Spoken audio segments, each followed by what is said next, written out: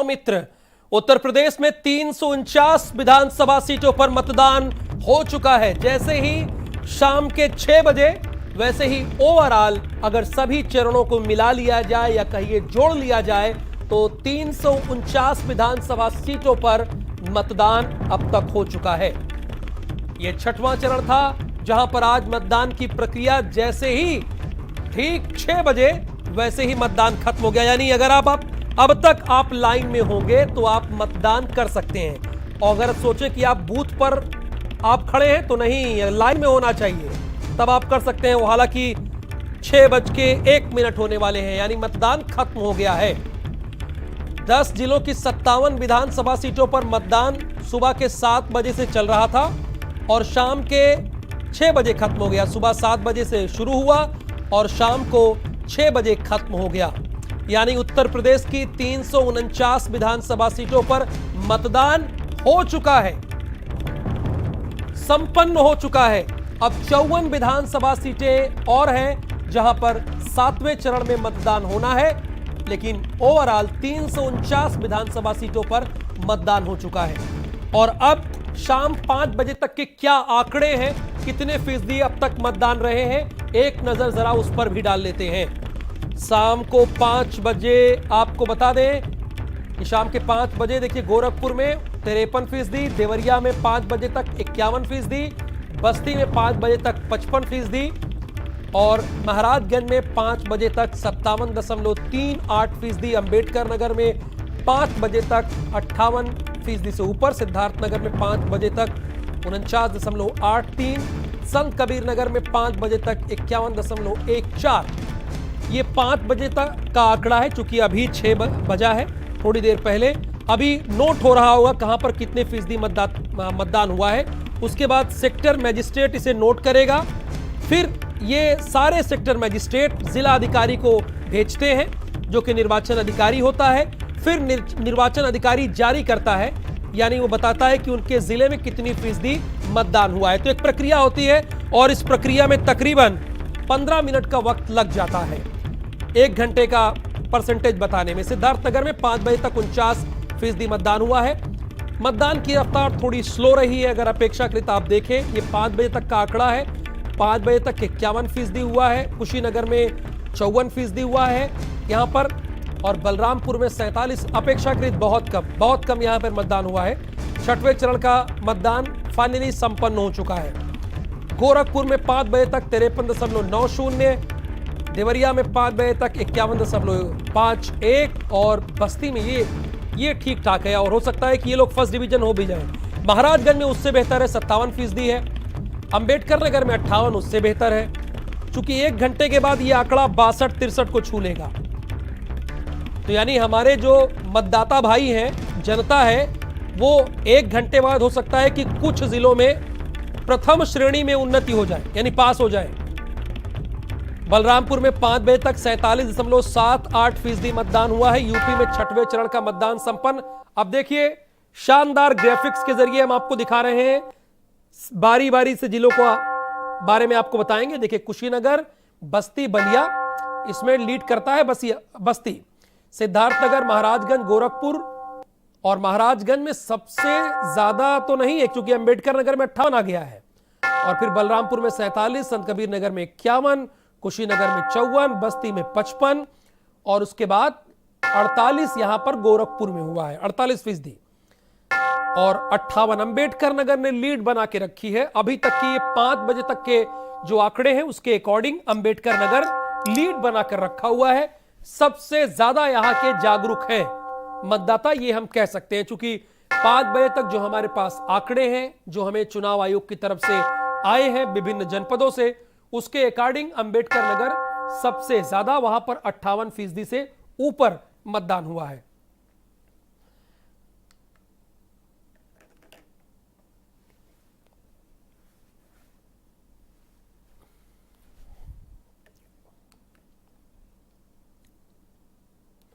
और गोरखपुर की सीट से हमारे 2 संवाददाता जुड़े हुए हैं। अभिषेक पांडे भी गोरखपुर से हैं और विकास शाही भी हमारे साथ गोरखपुर से हैं।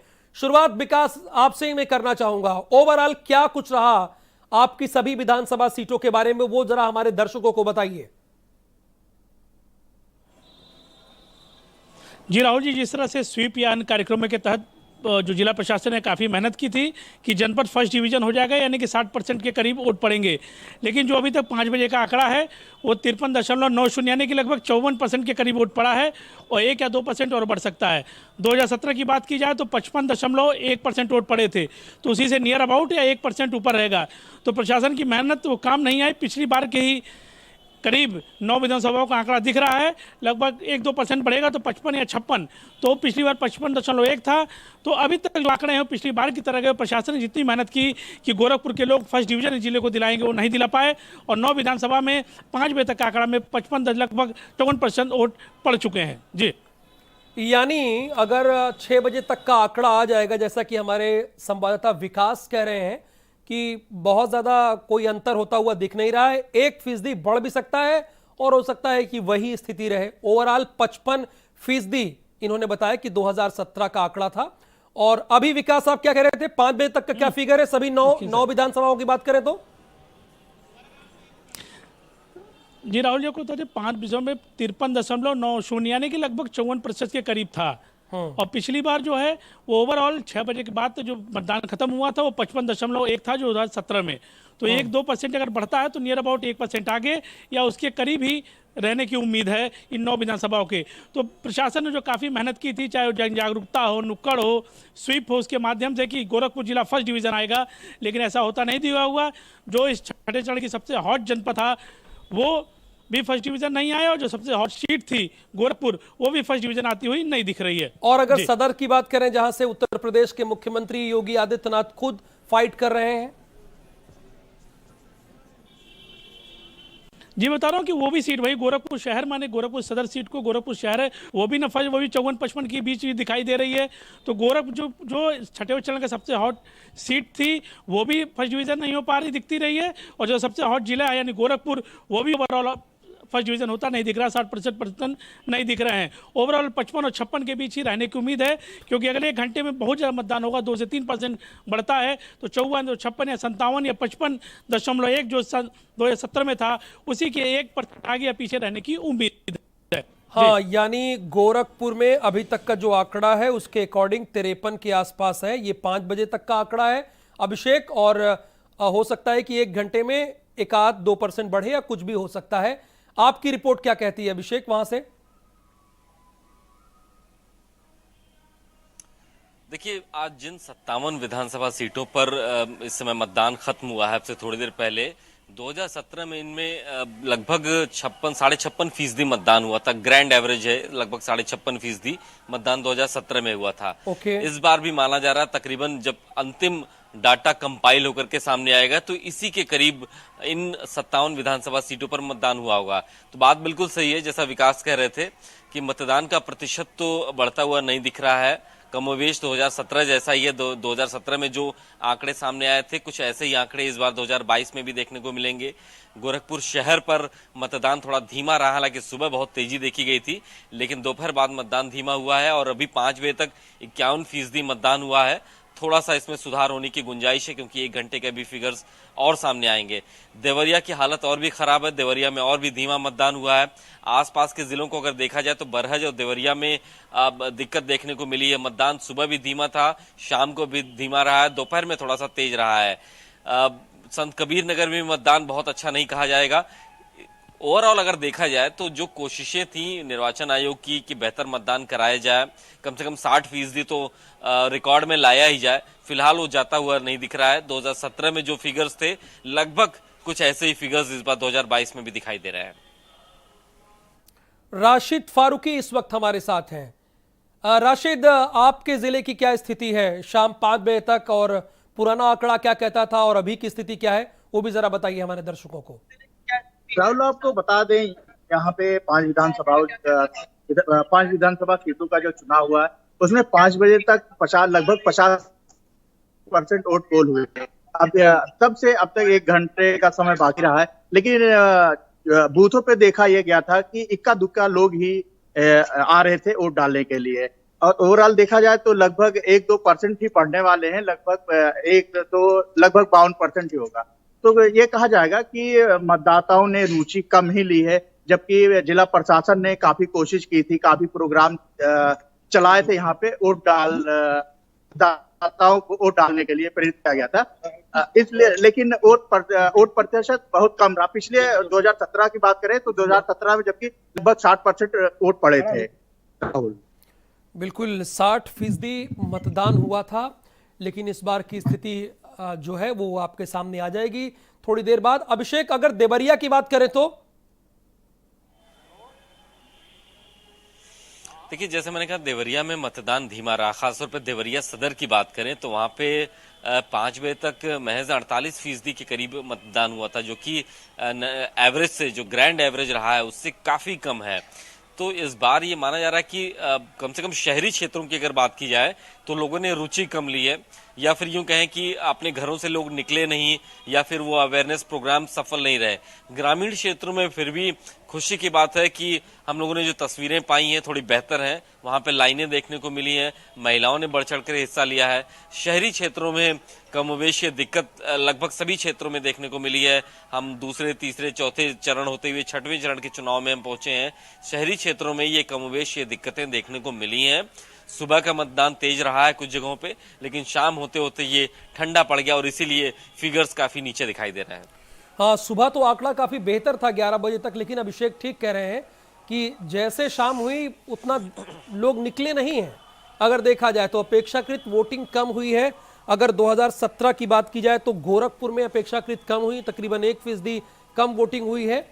लेकिन कुछ जगहों पे ठीक ठाक वोटिंग भी हुई है। जैसे कि अंबेडकर नगर की अगर आप ओवरऑल बात करें तो वहाँ 58% के ऊपर मतदान हुआ है, और अभी 1 घंटे का आंकड़ा हमारे पास नहीं है। थोड़ी देर में वो आंकड़ा आ जाएगा, चूंकि एक प्रक्रिया होती है। सेक्टर मजिस्ट्रेट पहले नोट करता है, तय करता है पीठासीन अधिकारी से, उसके बाद इस प्रक्रिया को फॉलो करके आगे जिला अधिकारी को भेजता है, तो उसके बाद ही ये प्रक्रिया सामने आती है और जारी करते हैं वो।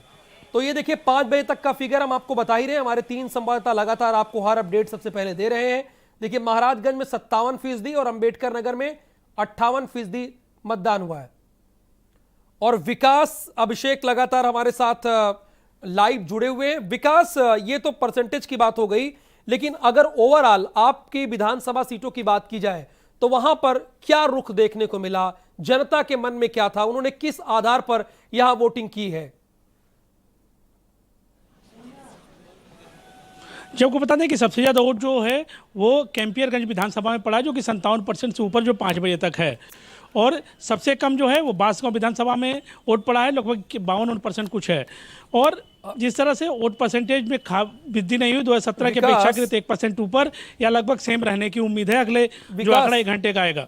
विकास, वो हम लगातार बता रहे हैं जो आप बता रहे हैं, दर्शक जानना ही चाहते हैं। जैसे कि आप गोरखपुर से हैं, लगातार वहां से रिपोर्टिंग कर रहे हैं, कई वर्षों से कर रहे हैं, आप ग्राउंड रिपोर्टर हैं, तो लोग ये जानना चाहते हैं कि वहां किन मुद्दों के आधार पर, और सभी पश्चिमी उत्तर प्रदेश, पूर्वांचल सभी जानना चाहते हैं किस मुद्दे के आधार पर लोगों ने वोटिंग की है। जी, आपको बता दें कि यहाँ अगर पार्टियों की बात की जाए तो 2012 और 2017 के चुनाव में समाजवादी पार्टी खाता भी नहीं खोल पाई है। 2012 की बात करेंगे तो 4 सपा जीती, 4 बसपा जीती थी, 4 भाजपा जीती थी और फतेह बहादुर सिंह निर्दल जीते थे। 17 की बात करेंगे तो 8 भाजपा जीती थी और 1 चिल्लू पार से बहुजन समाज पार्टी पे विनयशंकर तिवारी जीते थे, जो अब साइकिल की सवारी कर रहे हैं। इस बार स्कोप थोड़ा बहुत सपा का दिख रहा है। कुछ 1-2 सीटें ऐसी हैं जैसे ग्रामीण हुई, चौरी चौरा हुई, चिल्लू पार हुई, 4-5 सीटों पर एक उम्मीदें दिख रही हैं अखिलेश यादव को, इसलिए 3 दिन के भीतर 2 दिन आए थे।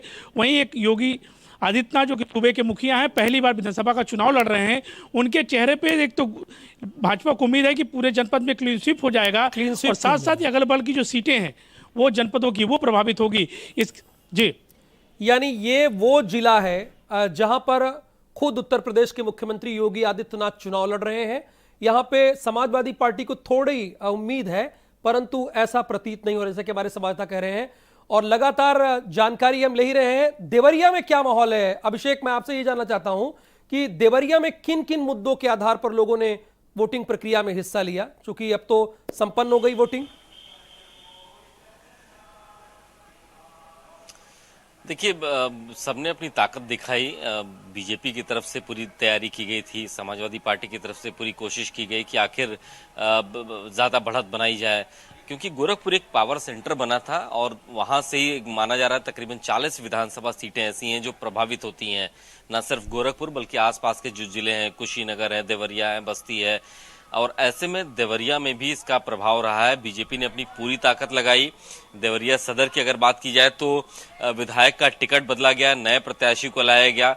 ये उम्मीद है बीजेपी को, ऐसा लगता है कि जो उनके विकास के काम हुए हैं, जो उन्होंने एजेंडा रखा है, जो उन्होंने अपने संकल्प पत्र में जो बातें रखी हैं, वो ज्यादा कारगर होगा। जबकि विपक्षी पार्टियों की अगर बात की जाए, समाजवादी पार्टी ने बहुत टैक्टफुली कैंडिडेट्स का चयन किया, खासतौर पे पूर्वी उत्तर प्रदेश में गोरखपुर और आसपास के जिलों में।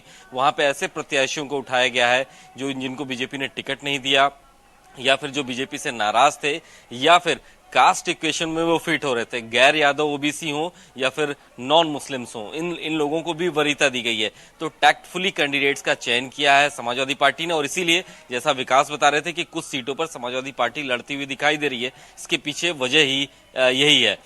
बीजेपी को ऐसा लगता है कि उनके जो एजेंडे हैं, मुख्यमंत्री योगी आदित्यनाथ का जो चेहरा है वो प्रभावी होगा, और इसीलिए हार्ड कैंपेन किया गया। पूर्वी उत्तर प्रदेश में लगातार दौरे किए गए, और उसका असर यह है कि आज जो चुनाव खत्म हुआ है, समाजवादी पार्टी भी क्लेम कर रही है कि बेहतर रिजल्ट्स मिलेंगे, और बीजेपी भी क्लेम कर रही है कि ये तो उनका ही क्षेत्र, नतीजे अच्छे होंगे।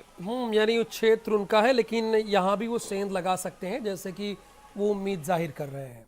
वेद प्रकाश पाठक इस वक्त हमारे साथ हैं। वेद प्रकाश, आपका जिला वोटिंग के लिहाज से सबसे आगे है। अगर ओवरऑल देखें 10 जिलों की बात करें तो यहां पर 58% के ऊपर मतदान हुआ है। अभी 1 घंटे का आंकड़ा नहीं आया है। मैं आपसे जानना चाहता हूं कि आपके जिले में लोगों ने किस आधार पर वोटिंग प्रक्रिया में हिस्सा लिया है? सबसे ज्यादा किस मुद्दे पर लोगों ने किस दल को वोट किया? अगर आप दल का नाम ना बता सकें तो कोई बात नहीं, लेकिन मुद्दे क्या रहे, चूंकि जनता यही सब सुनना चाहती है, जरा बताइए। बिल्कुल राहुल, मैं आपको बता दूं कि अम्बेडकर नगर में आज 6 चरण का मतदान हो रहा था, जिसमें 5 विधानसभा सीटें थी। हर विधानसभा सीटों पर मतदान प्रतिशत बढ़ा, क्योंकि 2017 में जो है मतदान प्रतिशत वो 64% के ऊपर था, लेकिन इस बार अभी आखिरी मतदान प्रतिशत नहीं आ पाया है। लेकिन जो मतदान हुआ है वो 58% के ऊपर है, तो कहीं ना कहीं जो है मतदान प्रतिशत कई संकेत दे रहे हैं। हालांकि बात करें अगर मुद्दों की, किस मुद्दे पर विधानसभा में चुनाव हुए हैं, तो सबसे बड़ा मुद्दा यहाँ पे विकास है, बेरोजगारी है और महंगाई है। इसी को लेकर जनता ने इस बार वोट किया है। हालांकि हमने कई मतदान केंद्रों का निरीक्षण किया, कई मतदान केंद्रों पर जायजा लिया, लोगों से बात की, तो लोगों का यही कहना था कि इस बार जो है वोटिंग जो हो रही है वो कहीं ना कहीं विकास और महंगाई और बेरोजगारी पर हो रही है। तो वहीं आपको समीकरण की बात बताएं तो अम्बेडकर नगर में 5 विधानसभा सीटों पर 3 विधानसभा सीटें जो आप बता रहे हैं, इस लिहाज से समाजवादी पार्टी ने यहां पर बहुत अच्छे से लड़ाई लड़ी है। चूंकि आप बता रहे हैं विकास भी बता रहे हैं, बेरोजगारी भी बता रहे हैं, महंगाई भी बता रहे हैं, तो जनता में कहीं ना कहीं आक्रोश देखने को मिला है आपके जिले में, वो साफ दिख रहा है। बिल्कुल राहुल, अगर बात करें आक्रोश की, तो आक्रोश कहीं ना कहीं देखने को मिला, क्योंकि 2017 में बीजेपी के 2 सिटिंग एमएलए हुए थे, एक टांडा विधानसभा में और एक आलापुर में। लेकिन इस बार बीजेपी ने उन 2 चेहरों को बदल दिया, क्योंकि उन 2 चेहरों से लोगों में काफी आक्रोश था। इसलिए टांडा विधानसभा में जो बीजेपी सिटिंग एमएलए थी उनका टिकट काटकर दूसरे पर बीजेपी ने दांव खेला। तो वहीं आलापुर में ठीक यही हुआ है, सिटिंग एमएलए का टिकट काट के दूसरे को दे दिया गया है। तो कहीं ना कहीं जो है, अगर बात की जाए तो लोगों के भीतर काफी आक्रोश था, और यही वजह है कि इस बार जो है अम्बेडकर नगर की जनता ने विकास और बेरोजगारी और महंगाई को लेकर सबसे ज्यादा मतदान किया है। हालांकि अब आने वाला वक्त बताएगा, 10 मार्च को पता चलेगा कि अम्बेडकर नगर में समाजवादी पार्टी कितनी सीटें निकाल पाती है और बसपा कितनी सीटें निकालती है और बीजेपी कितनी सीटें निकालती है। जी राहुल, नहीं बिल्कुल सही है, 10 मार्च को तो सबको पता चल जाएगा, बच्चे बच्चे को पता चल जाएगा। पर हम आप पत्रकार हैं, ग्राउंड पर रहते हैं, जो देखते हैं वो बताना हमारा फर्ज है, आपका भी और हमारा भी फर्ज है कि ग्राउंड पर आपने क्या देखा। जैसे अभी विकास से जानते हैं कि उनके यहाँ क्या चीजें रही, उन्होंने बताया भी कि यहाँ पर कुछ विधानसभा सीटें ऐसी रही जहां पर समाजवादी पार्टी लड़ाई लड़ती हुई दिख रही है और वहां पे कई मुद्दे हावी रहे। लेकिन गोरखपुर सदर से भी देखा जाए तो शुभावती शुक्ला वहां से लड़ रही थी, जो कि पहले भारतीय जनता पार्टी में उनके पति थे। यहां भी लड़ाई हालांकि दिलचस्प ना कहें, लेकिन भीड़ वगैरह काफी रही, यहां देखा गया शुरुआती दौर पे। ओवरऑल अगर 9 विधानसभा सीटों की बात करें, फिर से मैं आपसे जानना चाहूंगा विकास, आपके यहां क्या रुझान? जी आपको बता दें, ओवरऑल बात की जाए तो लड़ाई 6 और 3 की चल रही है। जो 3 सीटों पे समाजवादी पार्टी बहुत ही ज़्यादा तेज लड़ रही है और नतीजा कुछ भी हो सकता है। अगर सदर सीट को छोड़ दिया जाए, कैंपेन को छोड़ दिया जाए, तो 7 सीटें लड़ाई की मानी जा रही हैं, लेकिन 3 सीट ऐसी है जिसमें समाजवादी पार्टी पूरी उम्मीद लगा के बैठे हैं कि ये सीट हम जीतेंगे। गोरखपुर शहर की बात की जाए तो शर्तिया अगर सीएम योगी का चेहरा नहीं होता, अगर बीजेपी का कोई कैंडिडेट होता, यही प्रत्याशी होते, तो शर्तिया बीजेपी की सीट संकट में पड़ सकती थी। लेकिन सीएम योगी का चेहरा पार्टी जात पात से वो हट के है, वो एक सीएम के साथ साथ एक महंत भी हैं, इसलिए उनका एक अगला वर्चस्व है। क्योंकि बात की जाए कि सुभावती शुक्ला को टिकट देके एक मैसेज देने की कोशिश की गई थी कि ब्राह्मण बनाम ठाकुर बनाने की कोशिश की गई थी, और साथ में मुस्लिम और यादव को जोड़ के और नॉन ओबीसी जो यादव हैं उनको भी जोड़ने की कोशिश की गई थी। लेकिन सीएम योगी का एक अपना वर्चस्व है, अपना एक जलवा है और जनप्रिय नेता हैं इस क्षेत्र के, तो उनके सामने टिक पाना तो मुश्किल होगा। हाँ, जितने वोट पाते हैं, और चंद्रशेखर बड़े बड़े नाम लेके आए थे, अब तो कोई नाम भी नहीं उनका ले रहा है। अब लड़ाई जो है सुभावती शुक्ला कुछ दिखाई दे रही हैं, लेकिन बहुत कुछ सीएम योगी चल चुके हैं। वही टक्कर फतेह बहादुर की सीट पे फतेह बहादुर भी बहुत मजबूती से लड़ रहे हैं, लेकिन ग्रामीण और चिल्लूपार, चौरी चौरा, सहजनवा और खजनी, ये ऐसी सीटें हैं जहां पास ऊंट किस भी करोड़ बदल सकता है। 10 तारीख को जैसा आपने कहा बच्चा बच्चा जान जाएगा, लेकिन 10 तारीख तक समाजवादी पार्टी खीर पूरी खाएगी कि सीट हम इस तरह की टक्कर है इन 5 सीटों पे। जी अभिषेक, देखिए 2 संवाददाताओं ने जैसा कि बताया, अंबेडकर नगर से वेद प्रकाश और यहाँ गोरखपुर से विकास शाही बता रहे हैं, तो मैं यही समझ पा रहा हूँ कि यहाँ इन दोनों जिलों में लड़ाई बाईपोलर है। क्या बसपा और कांग्रेस देवरिया में, चूंकि आप देवरिया में हैं, यहाँ पे कहीं किसी विधानसभा सीट से फाइट करती हुई नहीं दिख रही है? देखिए, एक नैरेटिव बन गया शुरुआत से पहले चरण के मतदान से ही कि बीजेपी के सामने अगर कोई खड़ा है, कोई अलायंस खड़ा है, तो वो है समाजवादी पार्टी, और उनके जो अलायंस हैं पश्चिमी उत्तर प्रदेश में उनका अलग अलायंस था, पूर्वी उत्तर प्रदेश में अलग है। तो ऐसे में वो इसी वजह से बाईपोलर दिख रहा है, 2 पार्टियों के बीच में सीधा मुकाबला दिख रहा है। कांग्रेस पार्टी हालांकि देवरिया के रुद्रपुर में कुछ हद तक लड़ती हुई दिखाई दे रही है, कुछ हद तक वहां पे उन्होंने अपने आप को साबित करने की कोशिश की है। कांग्रेस जनरल सेक्रेटरी प्रियंका गांधी ने भी लगातार अपना कैंपेन पूरी उत्तर प्रदेश में चलाया है ताकि इस हिस्से में कुछ सीटें उसके खाते में आ सकें। कुछ पार्टी प्रेसिडेंट हैं अजय कुमार, वो भी तमको हीरा से चुनाव लड़ते हैं। माना जा रहा है कि वो भी कुछ हद तक अपने आप को खड़ा कर सकते हैं, लेकिन बावजूद इसके ओवरऑल देखा जाए तो सिर्फ बाईपोलर ये मुकाबला बीजेपी और समाजवादी पार्टी के बीच में ही सीधी लड़ाई दिखाई दे रही है। कांग्रेस हो या फिर बीएसपी हो, फिलहाल इन दोनों पार्टियों के मुकाबले काफी पीछे दिख रही हैं। बिल्कुल, यानी यहाँ पर देवरिया में भी लड़ाई बाईपोलर ही है, यानी 2 दलों के बीच लड़ाई यहाँ भी साफ तौर पर देखी जा सकती है, समाजवादी पार्टी और भारतीय जनता पार्टी। ओवरऑल 349 विधानसभा सीटों पर मतदान की प्रक्रिया अब संपन्न हो गई है। सिर्फ 54 विधानसभा सीटें और है जहां पर 7वें चरण में मतदान होना है, और अभी तक के जो आंकड़े वो अपने संवाददाताओं के जरिए हम लगातार आपको बता रहे हैं, साझा कर रहे हैं। कुछ तस्वीरें भी हम आपको लगातार दिखा रहे हैं। ये योगी आदित्यनाथ की तस्वीरें, उन्होंने आज अर्ली मॉर्निंग ही अपने मताधिकार का इस्तेमाल कर लिया। जहां से वो लड़ रहे हैं वहीं से उन्होंने अपने मताधिकार का इस्तेमाल किया है, और ये विक्ट्री का साइन दिखाया है। उसके बाद जब वो मिले तो विक्ट्री का उन्होंने साइन दिखाया। और सतीश द्विवेदी इटवा विधानसभा सीट से लड़ रहे थे, इन्होंने भी अपने मताधिकार का इस्तेमाल किया। उपेंद्र तिवारी खेल मंत्री हैं, इन्होंने भी अपने मताधिकार का, जो वीवीआईपी वोटर्स हैं, ये प्रत्याशी हैं, उनकी भी तस्वीरें हम लगातार दिखा रहे हैं।